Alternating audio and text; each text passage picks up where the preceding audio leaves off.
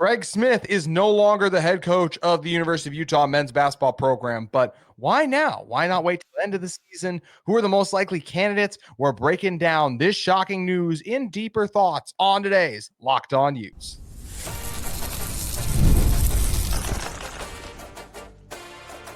You are Locked On Utes, your daily podcast on the Utah Utes, part of the Locked On Podcast Network, your team every day. Hello, everyone, and thank you for making Locked On Utes your first view and listen of the day. We are part of the Locked On Podcast Network, available wherever you get your podcasts, as well as on YouTube. If it's your first time listening to this show, make sure you like and subscribe. My name is JT Wistrcill, former intern inside the University of Utah Athletic Department, and I'm excited to be joined today by Utah rivals Alex Markham. Alex, you were one of the first right away to report and kind of tweet about what was going on with everything with Craig Smith a little bit, so excited to have you on to get your thoughts on that. It's also crazy timing just because the last time you were on, we talked about something that there was more insight shed on today. We gave our thoughts on that. I want to focus more on the basketball thing, but it is, like I said, sometimes there are situations that, hey, the way I look at the BYU thing, and I'm going to focus on that more on tomorrow's show. You talked about, there were some things there, what you were hearing. There's another story on it like that. When there's smoke, there's fire. That's all I really want to say about that. What BYU? What are you talking about, man? What happened today? No, look, man. Here's the thing with all that stuff, and I'll touch on it very briefly. Right? Is sometimes it's a hard job being a reporter, right? Because you hear things constantly. You hear it from really good sources. You're not going to out your sources, and they're not always going to be the most popular things. Maybe sometimes you don't use the best wording, right? I can admit that, but I admitted that too.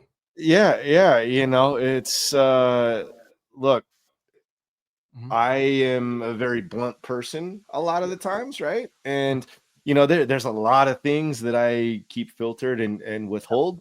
There's some things that just pop out sometimes, and when they pop out, there's always a semblance of truth to them, and people will sit back and they'll try to spin it and slam it and flip it one way or another, regardless, right? Even with the stuff that came out today, but look, everybody does that stuff. Yeah, I made that comment, right? Everybody does it. And look what came out today, so that's about as much as I want to talk about. There's other fun stuff today I want to talk about, buddy. So yes, there absolutely is. Yeah. I appreciate you mentioning that though, dude, because I said, I wish we looking back on that. I said, I wish I would have asked the question differently. I wish I would have stopped and asked that. But I've also said, like, the reason I didn't overreact when you said that was because this is happening all across college football's landscape right now. It's not just a BYU thing; it's in everything. So that's going to be the focus of tomorrow's show. Yeah, you compliment them 1 second and then make one little comment like that, and what does everybody remember, right? So, hey, damned if you do, damned if you don't. So. 1,000% the case. But we got to talk about this Craig Smith thing. This is something that is crazy. Alex, I was shocked at the timing. I think he just upset Kansas and Kansas State. I felt like he earned the right to finish out the season. Utah obviously did not feel that way. There must be some things going on behind the scenes. How did we get here with Craig Smith no longer being the coach of Utah men's basketball? So you said it, the timing. So that was nuts, Kay, because I got a message. Oh God, probably late morning. So getting closer to noon, right? And saying like, hey, there's going to be a change in the Utah men's basketball coaching change in the Utah men's basketball program. Okay, cool, right? So like, kind of expected it just because of everything I knew that had gone on last year, right? And it was very hot, to put it like it was bad. It was so bad. We can kind of dive in and all that stuff, but it didn't shock me. But then all of a sudden I see it pop through from Goodman, the national guy, that it was legit today, right? And so I probably should have like looked at it more like, wait, today or what, right? Because it's not common. There's not that much time left in the season, right? And this is not something that Utah is used to. When it comes to coaching hires, at the same time too, like, had Chris Burgess not jumped to BYU, this is something that I had told everybody last year, like the boosters' dream scenario. And I'm sorry to say that for Craig, but the boosters' dream scenario would have been if Chris Burgess was still on staff and Craig was starting off kind of so this year and everything, pulling the plug midway through the season and letting Burgess have a longer runway with an interim tag to see what he could do, right? And so it wasn't fully shocking on that, just because, again, knowing kind of the mindset of the boosters and everything and all the drama that hit last year in the off season. But yeah, without anybody that, look, Eilert, great guy, great coach. He's not it. It's going to have to take a miracle for him to be able to keep the head coaching tag as opposed to interim. I mean, they got to win the Big 12 tournament. They got to make a bit of a run in NCAA tournament. That, let's be real, that's not going to happen. This team is not built that way, right? So yeah, definitely crazy timing. Wasn't surprised that he was going to be let go at all, though. Yeah, no, it's one of those things that it felt like, barring something crazy for Craig himself doing, that it wasn't going to work out. The fact that he was fired less than 2 weeks removed from some of those massive wins is where it is so surprising. That's with me though. I mean, look, Kansas, they started off the year strong. They're awful right now. They're brutal. I mean, look how bad BYU beat them. BYU's not that great. They can toot their horn about the Arizona last second win, right? Like, BYU's a good basketball team, but it's so, just the fact that they beat Kansas that bad, that doesn't look that much better on Utah, because Utah went through some bad spurts in that game and still beat them. Oh, for sure. It's still beating Kansas though. Yeah, that's one thing. It is, right? The whole prestige thing, right? And look, Kansas is ranked Kansas was ranked where they were ranked, just off of credibility alone, just like Utah football the last couple of years at certain points was ranked. And it's like, I mean, have you seen how beat up these guys are? These guys aren't a number 12 team or whatever, right? And so similar there, but Kansas State, good win, right?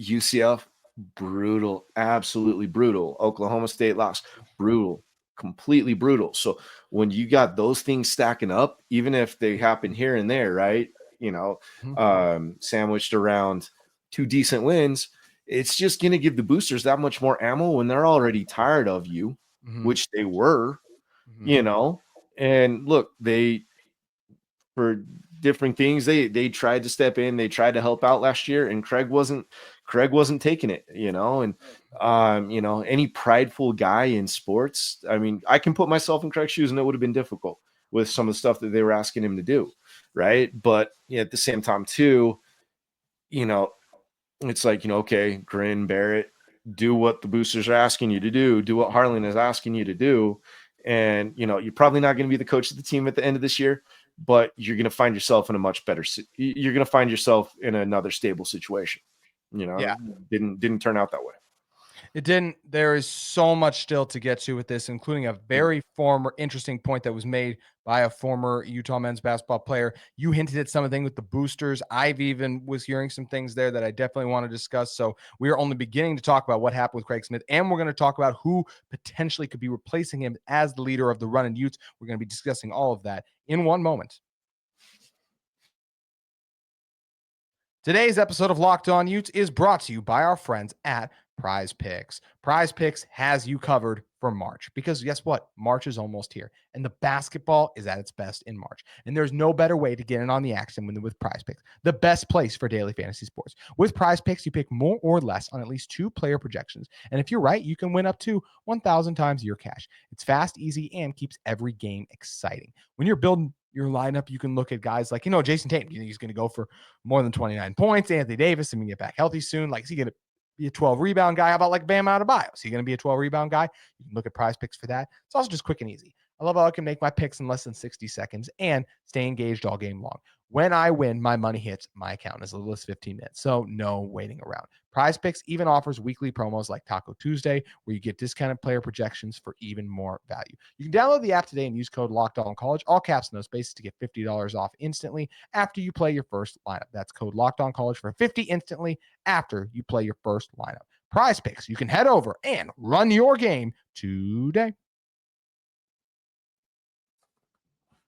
Alex Markham of Utah Rivals back with me here. And Alex, before we get to the potential names that could be replacing Craig Smith, I want to continue to talk about why now. Like we said, there was performance reasons for sure. But anytime this happens as early as it did in the firing cycle, something else happened. I even heard from a source that he had alienated some boosters, and that was part of the issue as well. Josh Grant went on, a former Utah basketball player, went on ESPN 700 talking about how Craig didn't accept help from players. You were just talking about how Craig didn't get help from the donors, didn't accept some of the help and changes the donors wanted to. So it definitely sounds like there was more to this than just, hey, the basketball program isn't where we want it to be from a wins-loss standpoint. Yeah, like, so where do I start where we can keep this within the next 19 minutes, right? It's look, Craig had it difficult. Okay. I'll flat out admit that Craig is a great coach. Craig's not the type of coach Utah needs in the NIL era. Okay. And so he was hired just a little bit before that, and that's where the hire went wrong, right? So from the very get-go, it was a very important hire for Mark Harlan.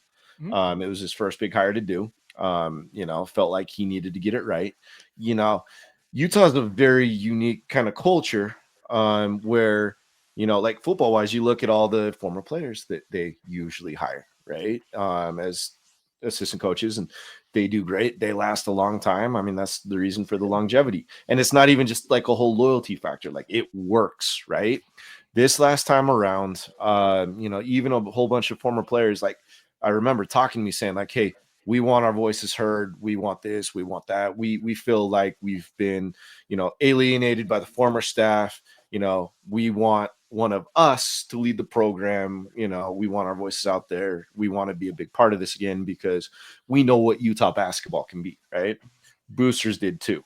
Boosters wanted Alex. So Boosters wanted Alex Jensen. That was far and away their number one.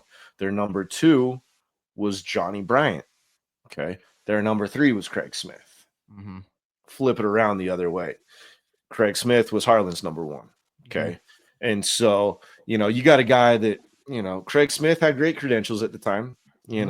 Harlan obviously had done well as an AD. That's why he was at Utah, right? He had successful stops. I understand why you fans get frustrated with him, but it was a logical choice at the time, right? Even if I still believe, like we both said, Craig is a good basketball coach. It did not work at Utah, but he's a good basketball coach. No, but right there is where the tension started. Okay, is where the Boosters didn't get their guy. Their leash was going to be short. So it wasn't necessarily like, oh, we're pissed off at Mark and this and that. It's okay, well, cool. Let's see how your guy does, and our patience is going to be thin, and so right there, they didn't have their guy. And when NIL kicked in, I just think because of that, because there wasn't that connection there, they weren't as willing to donate and everything. They'd rather donate to other areas, right? I heard for a fact that and I'm sure you have too, there was players they wanted to bring in, and this happens all over the country, but it still happened. Utah was outbid for several players they wanted during the Smith. And so, I mean, look, Kraskowiak, when it was illegal, okay, Kraskowiak lost out on guys that should have been no-brainers, that are longtime NBA guys now, that are good role players, that would have gone to Utah, but all of a sudden had a bag dropped to them, right? That's it. It's always been that way. Yeah. And regardless of how they change it, it always will be that way. And NIL hit, and they were getting outbid on guys. It just is what it is, right? I mean, you look at Davon Smith and what he did at Utah last year. Utah offered him fair, and then he gets a bigger offer, and he's not doing good this year. Like, he should have stayed at Utah, right? But I mean, there's plenty of those instances. Okay. And exactly what you're talking about, real quick, just be with what you're talking about with the past. Like, this is no different than what's been talked about with Nick Saban and not Kirby Smart, but Jimbo Fisher were accusing each other of paying players. Like, this is just something that's always been going on in the backdrop of the sport. Now that's just changed. Let's just make a note that I'm not saying this about BYU right now. Okay. All right. So, But yeah, so within all that stuff, Craig's hands were tied. Really quick.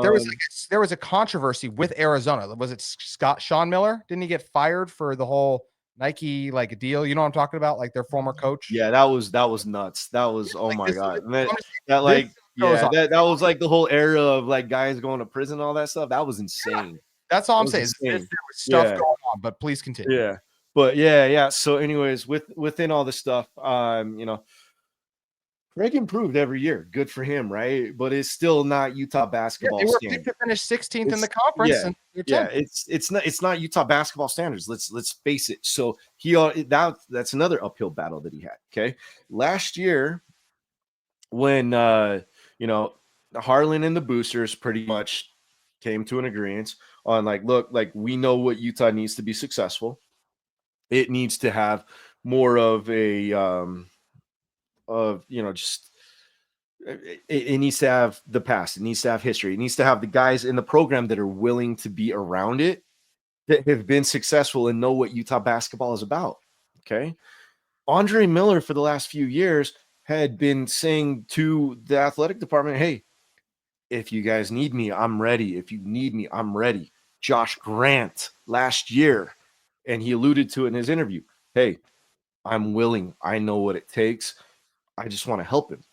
Mm-hmm. These guys didn't want a ton of money, if any money at all. Like, you technically have to pay him, right? Mm-hmm. But what was nuts is last year, I get a call from somebody close to the collective, and they mentioned those two names, Andre Miller, Josh Grant, and they said, we've been asked to create marketing material for Andre Miller. It's gonna happen, right? And so yeah, it was nuts. Nobody knew the full ironed out role, but Andre was going to be a part of it. He was willing, again, Josh was willing. And within all that stuff, boosters were getting excited. It kind of caused a few unexpected problems, right? But logical, that makes sense. Assistants were leaving too. This is part of it. Like, there were openings on the staff with assistants leaving. Yeah. So within all that, the boosters started saying, I have this NIL money, but there's a stipulation to it. It's contingent on Andre being on staff. And it was some good money, and so Andre's there. I mean, Andre's on board, ready to go. And Craig was kind of dragging his feet. And I mean, put yourself in Craig's shoes. It's not that easy, right? Because there's another layer to that I'll mention in a minute. But towards the end of that, Craig just was kind of stubborn about Andre being there, didn't want to fully accept it. Andre pretty much just said, I'm out. I got a good job already. I'll see you guys next year. Mm-hmm. Within all that stuff, what didn't help is when the boosters knew that Andre was on board, they started realizing, like, okay, well, Andre wants to do this. Like, let's buy out Craig now. And it was a lot later in the process, right? So it wasn't as easy. And, I totally get it from the booster standpoint. Who wouldn't want Andre Miller, right? Mm-hmm. And so that was just kind of some of the weird back and forth where everything left off, and everybody was pissed off at Craig around the time that really, like, Craig, right after Andre walked out the door, and was no longer interested in doing that, Craig was a dead man walking. There wasn't anything he could have done short of winning the Big 12 and winning 2 games in the NCAA tournament to save his job. It wasn't going to happen. So yeah, it created a ton of friction, and everybody was just sitting there. I mean, like, flat out saying, like I said, like, well, we've got Andre here. We're going to pay the buyout on Craig anyway. So it was already planned and anticipated. Okay. Yeah. We're going to pay the buyout on Craig next year. Anyways, why don't we just do it now? Yeah. The big thing on all of this too is, when we kick into, the guys to talk about, there's a sleeping giant that's about to be awoken. And I don't have it on authority necessarily right now, but a lot of the things that I'm hearing lead me to believe that it was the Huntsmans that likely paid Craig's buyout. I don't know that for certain, okay, but just a lot of the things that I've heard in the background and other sources that I've had lead me to believe, and they've felt the same, that this was it was a strong push by a lot of the guys. I mean, you could hear that in Grant's voice in that interview, right? Yes. But it's awoken the Huntsman's, and that is a big deal for Utah basketball. Mm-hmm. It will be. I mean, if you were to talk about NIL resources and everything, because yes, there's the revenue sharing is a part of this. You're going to be able to pour a little more into this with that 20 million. A lot of that's still going to go to football. Basketball will get the next largest sum of that, I assume, but there's everyone else is getting that 20 million too. So it's like, how does that get distributed? How does that shake out? You still need your NIL collectives to step up and be strong, and that'll be big for Utah if the Huntsman's do. And yeah, it's such a fascinating thing what you talked about, because you talked about he was a dead man walking when he didn't hire Andre Miller. Well, it's also damned if you do, damned if you don't, because if he did bring him on staff after every single loss, Utah fans would have looked and just gone, well, why isn't Andre Miller our coach? It wasn't a good situation for Craig. So I get it being in his shoes, right? You know, but yeah, it's just, so that's the situation it created. It was just, you know, it was nobody's fault for it creating that situation. I mean, like, again, like when you have an all-time great, probably the greatest basketball player to ever play basketball at the University of Utah, and one of the greatest point guards to ever play in the NBA, who somehow didn't make an all-star game because he wasn't flashy enough, and that's the only thing that will ever keep him out of the Hall of Fame, which, you know, it's crazy to think of it that way, right? But you have former players that say that, you have former coaches that play that, that say that, right? When he is readily available and wants to be a part of this program, it's difficult to say no to, you know? So yeah, it's just, even without the extensive, it's not a super deep coaching history. He's been with the Nuggets G League team for a few years now. They've been below 500, but that's also not really fair to say like, hey, that's an indictment on him as a coach, because the G League is just wild with the amount of players that get pulled up on your roster that you get to. So that will be interesting to see how that is evaluated into the process, though, of like, hey, some of the other coaches they may look at, they may have more successful head coaching experience, but Andre Miller has obviously been a head coach for a couple of years now. He knows what it takes to win at Utah. So that'll be a big part of it and a big piece of this. Alex, you're the best. Thank you so much for making buddy. on.